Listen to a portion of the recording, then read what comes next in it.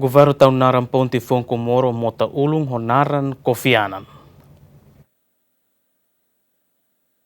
Reunião, encontro, Conselho Ministro e a quarta, de libera o de fonaram ba ponte foun Comoro, mota olum kasnafar, fonaram Kofi Annan, ex-secretário-geral das Nações Unidas. Além de Ministro Agricultura, Pecuária e Pesca na Floresta, Marcos da Cruz, apresenta para o Conselho Ministro Conavá resultado do relatório auditoria, nebe halau ia Inspeção Geral do Estado, nebe avalia ona regularidade, legalidade não conformidade, contrato ba subvenção pública nebe celebra e atina rihun rua ou nesse rua.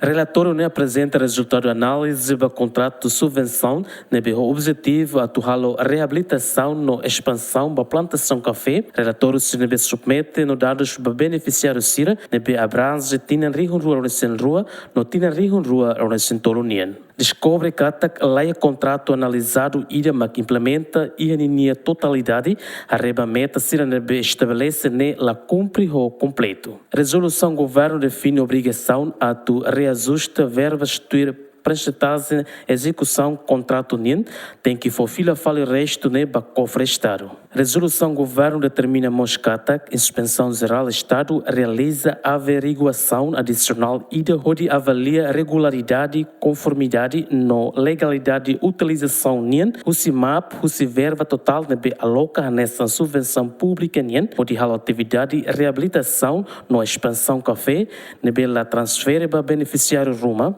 nebe usa nos hereditos o serviço e o Ministério refere a atividade de apoio reabilitação no expansão café no café Lacuten. Adere Simenes, bem-vinda Simenes, Amém.